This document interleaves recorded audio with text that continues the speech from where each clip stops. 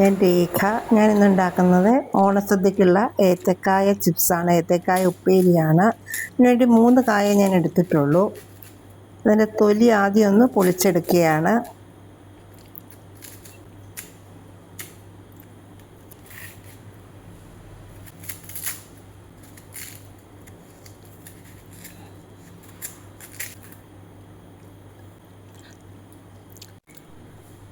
നന്നായി വിളഞ്ഞ ഏത്തക്കയാണ് നല്ലത്. എന്നിട്ട് കറ പോകാൻ വേണ്ടിയിട്ട് വെള്ളത്തിൽ ഇത്തിരി മഞ്ഞൾപ്പൊടി ഇട്ട് ഒരു 5 മിനിറ്റ് നേരം വയ്ക്കുകയാണ്.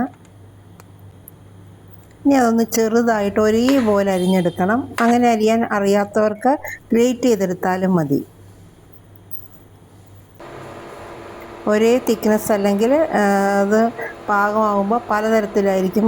ചിലത് കരിഞ്ഞു പോകും, ചിലത് മൂക്കില്ല, ആ രീതിയിലാകും. അതുകൊണ്ടാണ് ഒരേപോലെ അരിഞ്ഞെടുക്കണമെന്ന് പറയുന്നത്.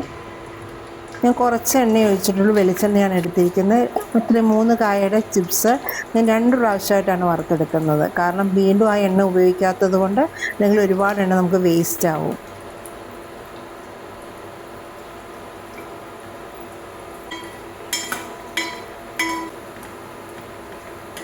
ഓരോന്നോരോന്നായിട്ട് വേണ്ടിയിട്ട്, അല്ലെങ്കിൽ എല്ലാം കൂടെ ഒട്ടിപ്പിടിച്ചിരിക്കും. അതുകൊണ്ട് ഓരോന്നോരോന്നായിട്ടാണ് എണ്ണയിലേക്ക് ചിപ്സ് ഇടാൻ. എണ്ണയൊന്ന് നന്നായിട്ട് ചൂടായ ശേഷം വേണം ഇടാൻ. അപ്പോൾ ഏകദേശം പരുവായിട്ടുണ്ട്. ഞാനത് കോരിയെടുക്കുകയാണ്.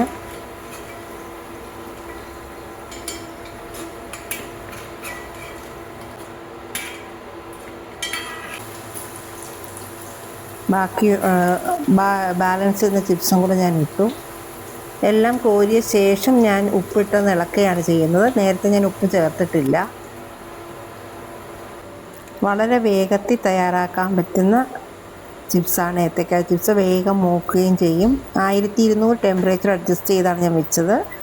ഉപ്പ് ചേർത്തൊന്ന് ഇളക്കുകയാണ്. എൻ്റെ വീഡിയോ ഇഷ്ടമായെങ്കിൽ ഇതുവരെ സബ്സ്ക്രൈബ് ചെയ്യാത്തവരുണ്ടെങ്കിൽ സബ്സ്ക്രൈബ് ചെയ്യുക, ലൈക്കും കമൻറ്റും ചെയ്യുക. Thank you.